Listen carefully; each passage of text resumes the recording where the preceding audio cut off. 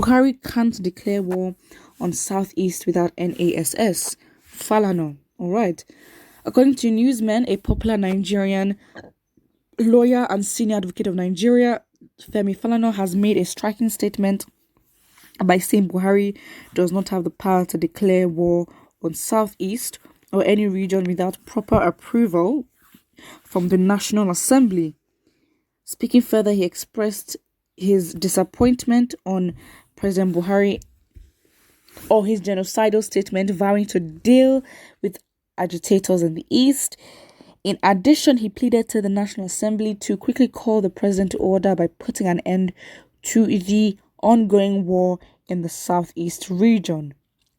So he said, under the Constitution, Section 305, the president cannot declare a war on any part of Nigeria without the approval of the National Assembly. A state of emergency must be declared. None has been declared in the Southeast. Therefore, the ongoing killings in the Southeast cannot be justified under the Constitution. Furthermore, Mr. Falana begged both agitators and the Nigerian security operatives to stop attacking each other and also give the governors the opportunity to handle the grievance of the armed men.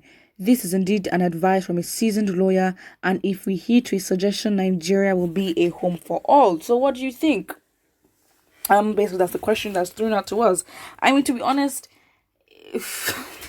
it seems as if the people themselves and government representing the Constitution don't even know about the Constitution, and I'm just afraid that he's probably giving them the mandates to then go and allow for these people to declare a war. I mean, he's absolutely right. Again, I think he's a seasoned lawyer, and very much consistent with the Nigerian people in terms of proving himself to be on the side of the Nigerian people. I think that is right. Again, he comes with the facts, and I think that's all we need: the facts and the facts only. That is it. That is just it. And I think that we need more people like him with his mentality, of course. But then again, it's not justified under the Constitution, and therefore, I think what's even more. I mean, I think what for me at first I thought about it that the government can actually declare war on a region in Nigeria, which did not make sense to me. But then I now thought that what if a region in Nigeria, was invaded by foreign elements and of course causing havoc. I guess in such situations again you can declare war on a region, but again it's like declaring war on a region sounds really drastic to me. But there are different situations that can occur. So yeah, that's it. Somebody says Nigeria needs many sound-minded people like you to speak out with words of caution that can help us go to the root of peaceful dialogue.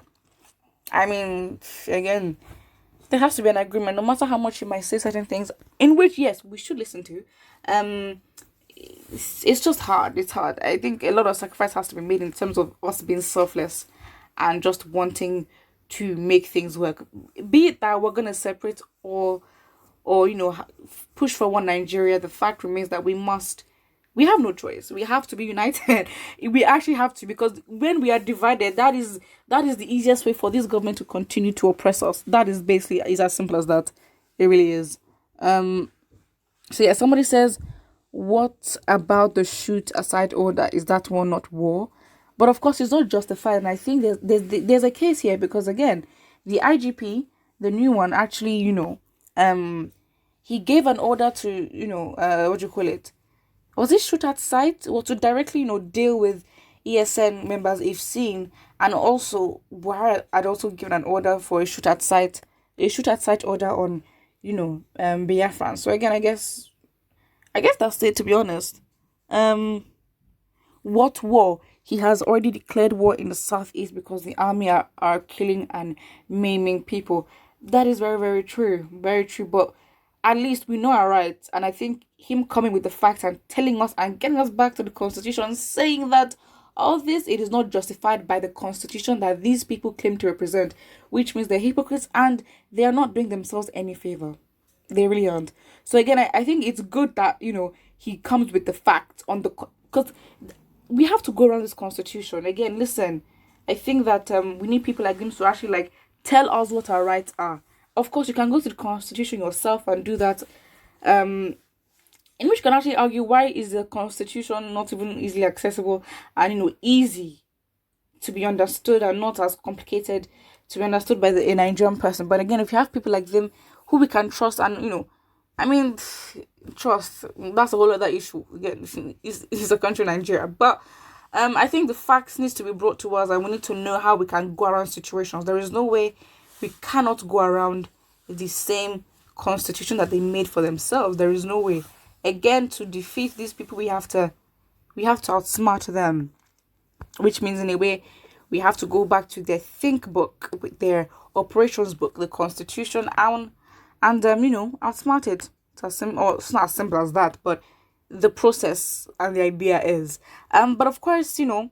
Falana begged both agitators and the Nigerian security operatives to stop attacking each other and give governors the opportunity to handle the grievances of the armed men. Yeah, I mean, listen, I guess there's only a certain there's so much you can do. There really is so much you can do. But again, it's like the choice that they would have to make to be selfless and be like, you know what, let's do this for the greater good. That's a lot to us. That is a lot. But yeah, hopefully we're gonna go through this. I mean, June 12th, there's a whole new protest. This is like a continuation from NSAS, Lekki massacre, and then of course this Twitter ban. It's when it comes to events like this, that's when distractions come, and the government is working overtime to distract us, but we'll not be distracted, especially with this whole Twitter thing. I mean, obviously, come on, it is surprising. They have been trying to find a way to justify, banning or restricting social media use, and yeah, basically that's it. That is it. That is literally so. Again, this Twitter ban, of course, is a violation of human rights in which they are playing themselves, because again, we have more to use against them than them against us. So again, the power lies in the people. Do not be deceived. Unfortunately, the government has convinced us otherwise, but we can have a say on how we are going to change such narrative. That's it. That is it. So yeah, it is what it is. Things are gonna come up soon. Just be safe. Again, we have to listen out.